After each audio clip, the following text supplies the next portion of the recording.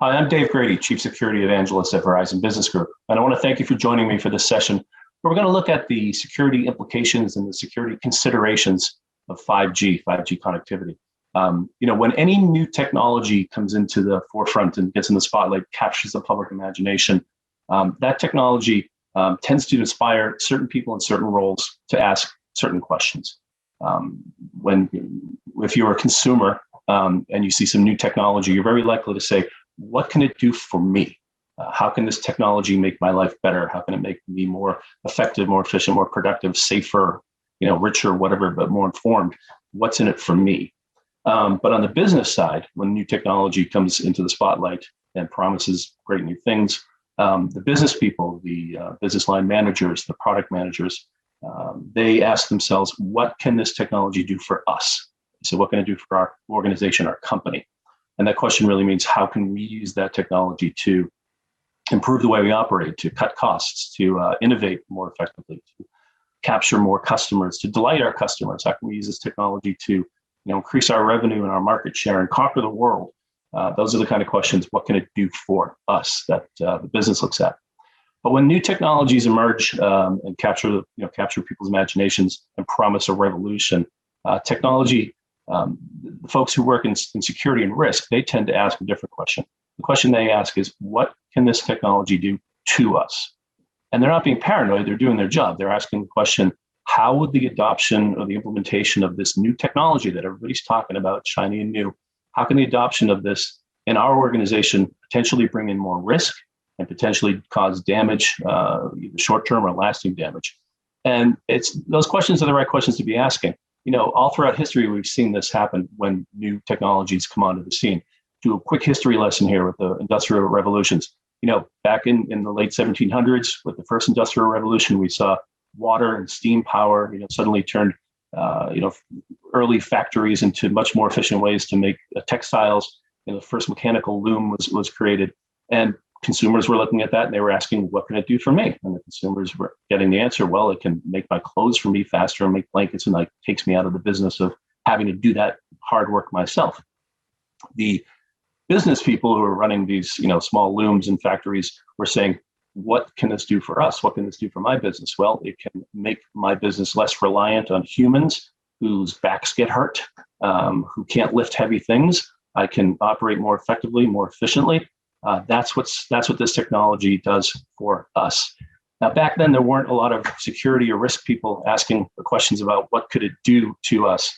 There wasn't a lot of oversight or risk management back in the day. If you lost your hand in the mechanical loom, that was on you. In fact, we didn't even have OSHA until 1970. But the second industrial revolution sort of brought the same questions to the same type of people. The transference of physical work through electrical energy to mass production of conveyor belts in the late 1800s meant that consumers were saying, what's in it for me? Oh, well, more choice, more access to goods, and probably prices being driven down because there's more of that stuff being made more efficiently. And the folks in business, the titans of industry, they were looking at the second industrial revolution and electrical technology and saying, what's in it for us? What will this do for us? Well, it's going to speed production. It's going to make us be able to get into new markets. It's going to help us establish a brand. And again, there were not a lot of people asking the questions around the security and risk because the regulatory environment wasn't really there. It wasn't until 1913 that actually industry in the United States got together and voluntarily created something called the Worker Safety Council, which was a forerunner to more safety and risk management at work. But it wasn't really until the third industrial revolution, when we talk about computing power and the digital electronic age that came in the late 1960s and throughout the 1970s, where we started to see the transference of not just the mechanical labor, but also the mental labor to machines and to technology and away from the people. So consumers were asking that question, what can it do for me? Well, wow, it can help digitize my life. I can organize my life in a device. I can watch television on demand. I can download a book instead of going to the bookstore to buy one. Consumers wanted to know what it could do for them. And on the business side, again, in the third industrial revolution, business leaders, product managers, C-level people were saying, how can we capitalize? How can we exploit this new technology, computers, the internet, e-commerce, handheld devices, mobile devices, smartphones? How can we leverage all of those things to help our business. What's in it for us? What can it do for us? Well, we can innovate more effectively. We can use this technology to compete more effectively, to drive down costs, to innovate in our products, to disrupt entire industries, to conquer the world. And now this is really where you started to see the introduction of risk and security folks who are also asking the question, what could this do to us? You're now seeing a more mature regulatory environment. You're seeing more understanding of the risks with data and digitization of the world. So our profession, risk and particularly security and cybersecurity, began to grow in earnest. And again, those questions in the third industrial revolution that you and I and risk folks were asking is, what can this technology possibly do to our organization that we need to manage, what risks we need to mitigate? So now here we are at the start of another industrial revolution. 5G is going to is already ushering in what we call the fourth industrial revolution. Again, it's that transference of more mechanical work to machines and more mental work to machines. Only this time it's going to be fueled by a really powerful combination of 5G connectivity, artificial intelligence, machine learning. It's an incredibly brave new world that we're moving into quickly here. And to belabor it, yes, on purpose, these questions have to be asked again. Consumers are asking, what is in it for me? What is this technology? What is 5G going to do for me? The businesses, and this is key, the business is asking, what can 5G do for us? How will it benefit? What rewards will it bring to the organization? And you, as a security person or a risk person, you should be asking the question, what can this technology do to our organization? Will 5G bring new risks? Will it imperil the current security operations? Will it introduce new risks that I haven't even thought of? So that's sort of the framework for what we want to talk about in the next half hour or so, is that the questions that you, as a security and risk person, should be asking yourself as you're evaluating and thinking about implementing 5G technology into your operations. What can this do to us? But you also, as a security and risk person, have to ask the question, what can this do for us? And that means you have to sort of step into the shoes or look from the perspective of the business people who are ultimately driving and championing the adoption of new technologies like 5G. They want to realize the rewards, and you need to mitigate the risks so they can realize those rewards. But you have to understand what's motivating them to advocate for all these new technologies, new business process design, all these sort of innovative use of VR and AR and other technologies to change the business. You need to understand what's driving them so you can anticipate the possible risk that could come with the use cases that they're advocating for.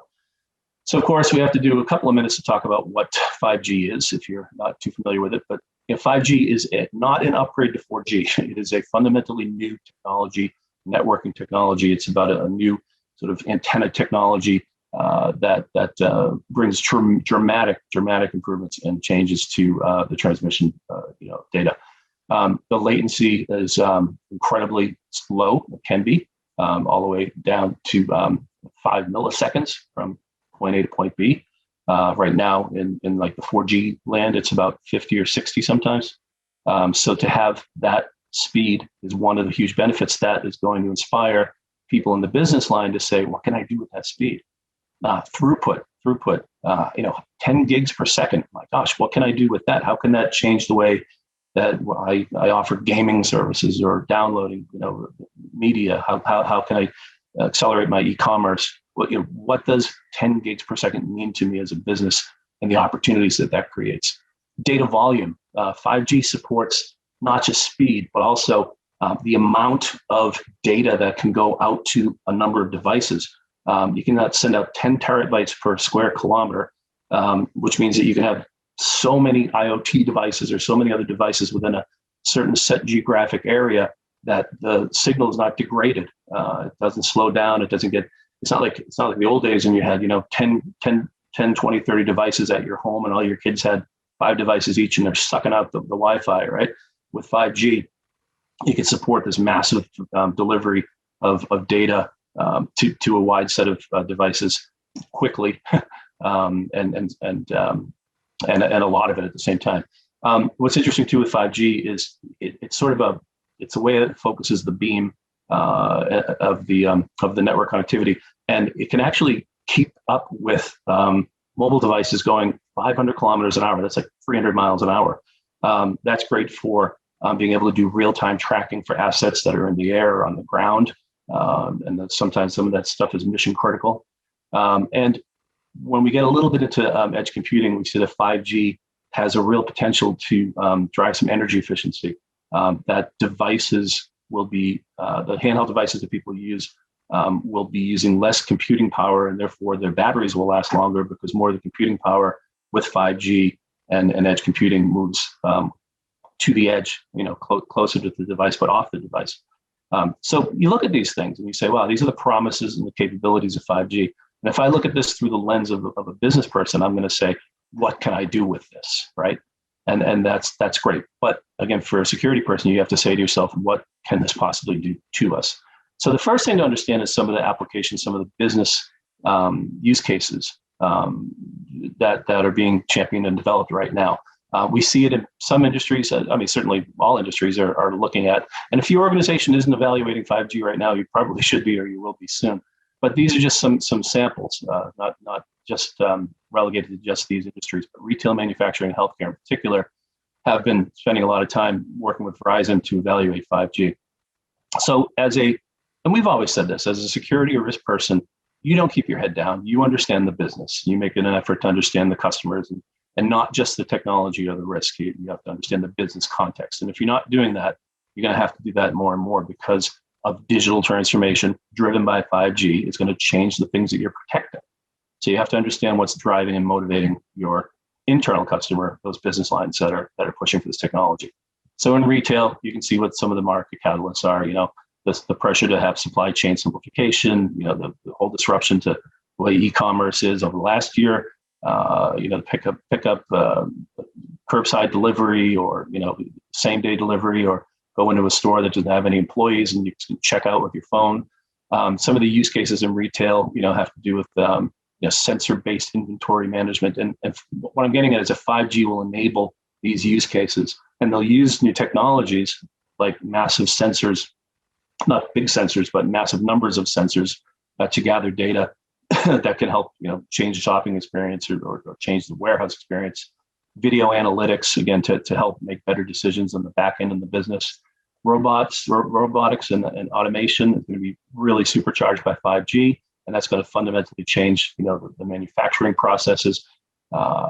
Artificial intelligence and machine learning is going to really help with business intelligence and accelerate certain processes, including security, which we'll get to. And AR and VR, that's augmented reality and virtual reality. You have both entertainment applications as well as healthcare applications and even manufacturing applications where you can look at a CAD drawing and look at it with augmented reality and look at reality and see whether or not the building was built to the actual spec. It makes a lot of stuff possible that we haven't even thought about yet. And the foundational technologies underneath all of this change and transformation is, software-defined networking, clearly IoT, video, intelligent video, telematics, and then what we do, security. So knowing that the change is going to be driven in the business line through use cases helps security and risk folks start to get their head around potential upside and downside of 5G. And probably the simplest use case to illustrate this is the one that you probably hear about a lot, but I think it is the most illustrative. It has to do with autonomous cars. So let's say that the business that you're in, the C-level executives decide that they're going to disrupt the transportation industry, and they're going to put 1 million self-driving cars on the road. And they want, customers in the back seat, and it's being driven by, AI, and 5G is enabling that car to go down the highway 60 miles an hour, and you're sitting in the way back. That for the business has a tremendous amount of upside. The rewards could be endless. But for you, the security person, you have to think about how that use case could bring risk and exposure to the organization. So it's not about being cynical or paranoid of the worst case scenario, but it is about thinking about the worst case scenario. It is about thinking about what's the worst thing that could happen and going backwards from that. So with an autonomous car, that's literally driven by 5G and the AI that's attached to it and all the other stuff that goes into it. If that system were to be compromised, what would the ramifications be? Well, it could literally be the loss of human life. You could have a car that is virtually carjacked and rolls over on the highway or causes a major accident or plows into a daycare center, God forbid. So you've got to go backwards from that worst case scenario, and that's an easy one to use. But if you extrapolate that kind of thinking out into other use cases in your organization, and think about the worst case and go backwards, it makes sense because it's going to give you a better perspective on what might happen down the road. Smart cities, right? The interconnectedness of water plants and water treatment systems, and if those get hacked, if they become supercharged, as it were, and really complex and critical infrastructure because 5G makes that possible, then the security really needs to be amped up and, to make sure that worst case doesn't happen. So what I want to do, though, is talk a little bit more about 5G just as a background before we really get to the title of this topic, which was, why 5G requires a new approach to security. But really quickly, edge computing, you probably heard a little bit about, or probably heard a lot about, but edge computing sort of is one of the key components of certainly Verizon's design for 5G. It is a technology that provides the opportunity to bring computing power closer to the edge. It takes the computing power off the device. So let's talk about gaming for a minute, right? You don't need a $10,000 supercomputer to render incredible graphics if that computing power is done on the edge. If that computing power was done in the cloud, you might have some really cool graphics there, but you'd have latency delivering those images back to the machine, which you're gaming on. So you kind of have a buffering experience. With 5G and MEC, again in the gaming context, you've taken the computing tasks and burden off the device, and you've taken it from the core cloud and you moved it closer to the edge through what we call multi-access edge computing, which is a part of the infrastructure of 5G. And that is also going to spur a tremendous amount of innovation and imagination in the business line. So we don't really know. We're at the beginning of this right now. We don't really know what use cases are going to come out of this, which I think is one of the first approaches that you need to change in security, is to improve that collaboration and improve that consultation with the business lines who are thinking about the future.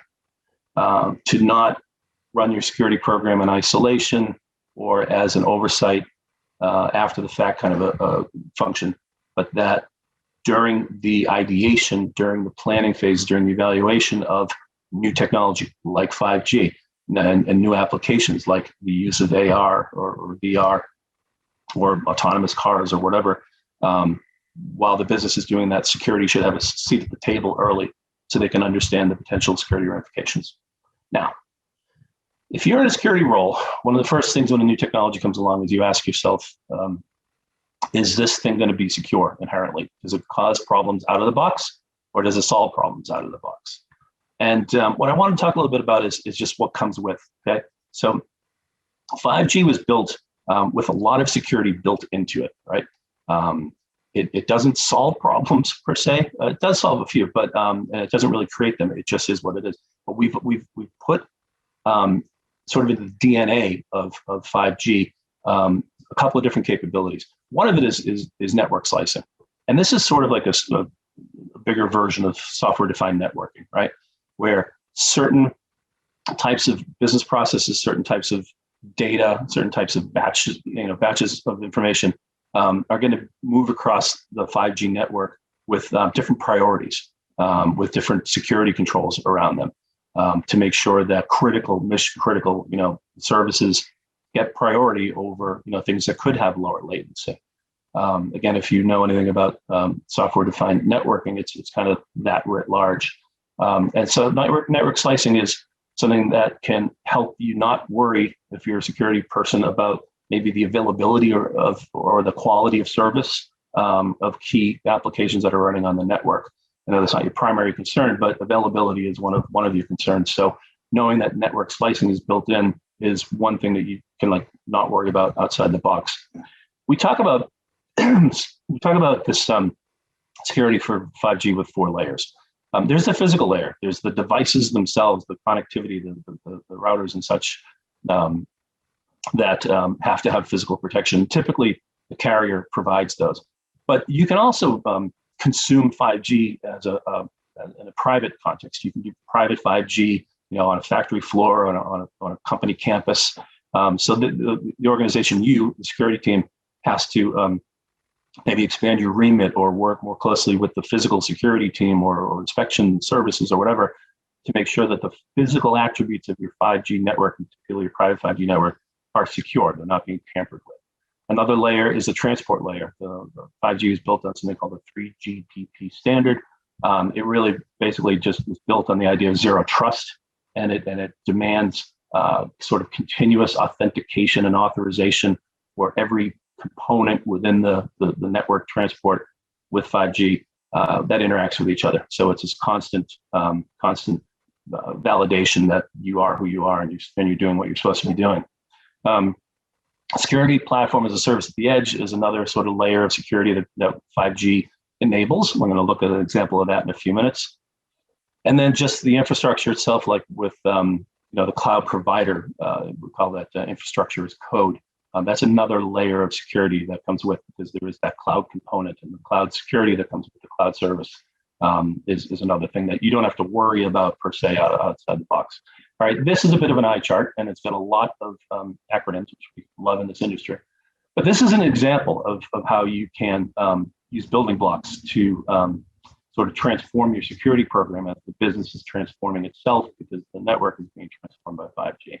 So as an example, you can see in the circle up here, these are some of the security risks or concerns that 5G can really eliminate to a very large degree because of the way it's built.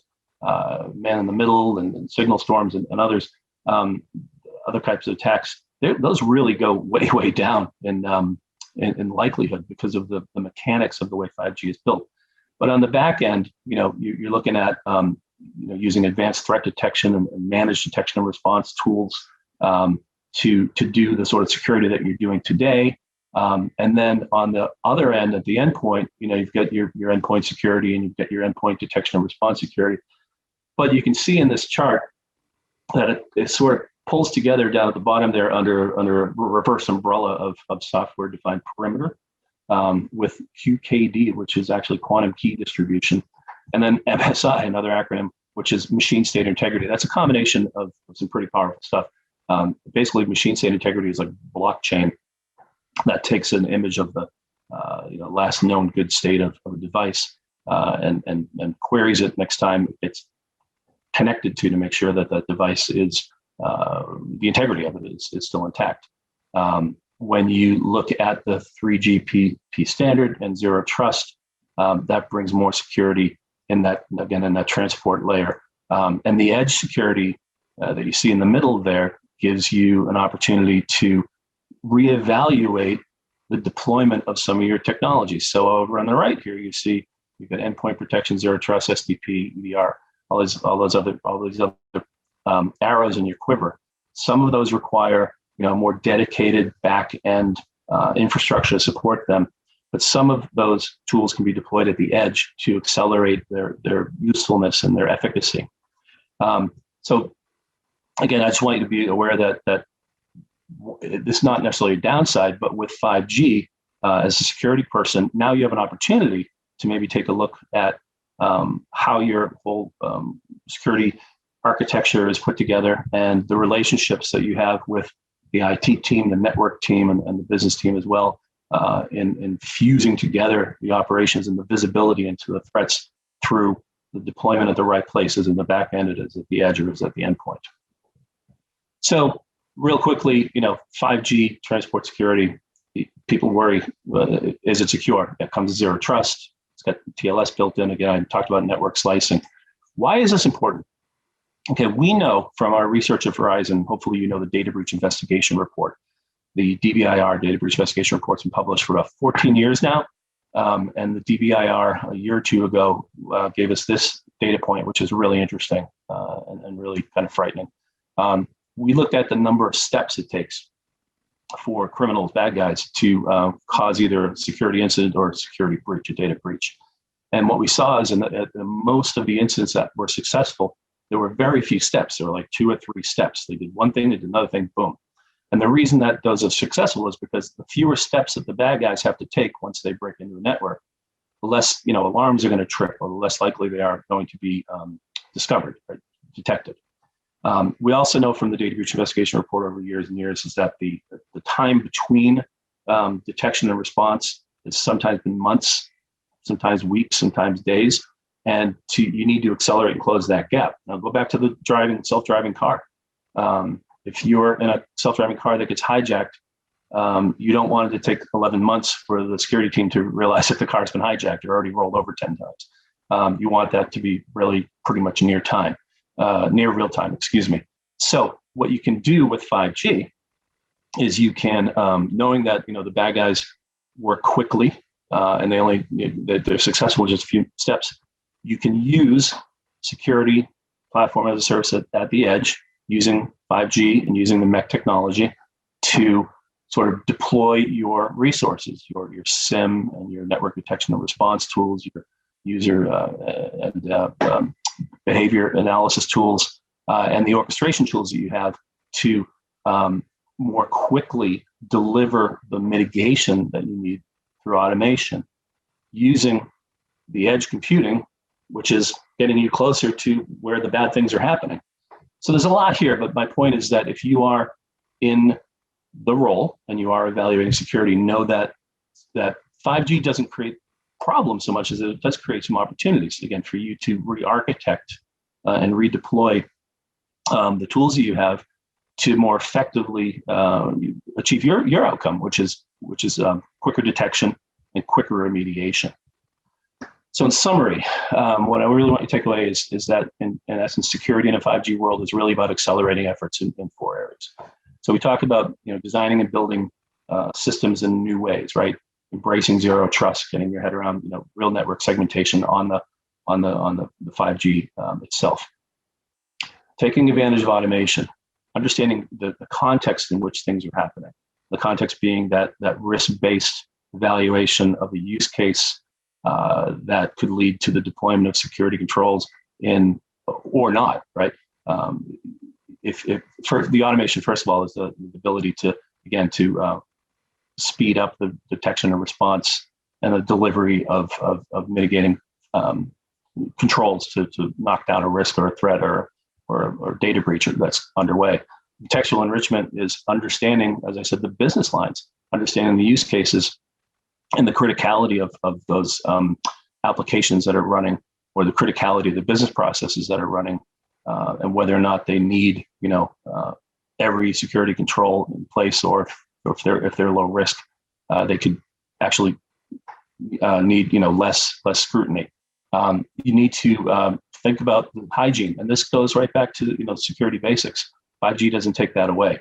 You have to think about your assets, the asset registry, and that's a big thing with 5G.